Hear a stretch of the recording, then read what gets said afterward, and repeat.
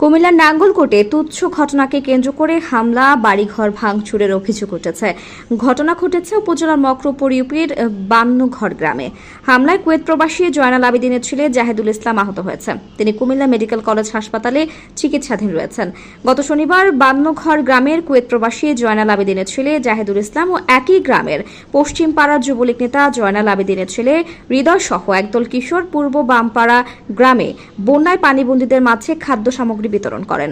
ওই সময় জাহিদুল অসুস্থ থাকায় ওষুধ খেতে একটি বাড়িতে পানির জন্য গেলে তারা তাকে খাবার খেতে বলেন। খাবার খেয়ে দেরি হওয়াতে হৃদয় ও জাহিদের সঙ্গে হাতাহাতি হয়। এতে হৃদয় জাহিদকে কেন্দ্র করে বিভিন্ন ধরনের অপপ্রচার করেন। বিষয়টি জিজ্ঞাসা করতে রোববার দুপুরে জাহিদ হৃদয় বাড়িতে যান। এ সময় পশ্চিম পাড়া যুবলীগ নেতা জয়নাল আবেদিন, তার ছেলে নাজিম, হৃদয় কংরা হামলা চালালে জাহিদুল ইসলাম তার ভাই ফরহাদ আহত হন বলে অভিযোগ করেন।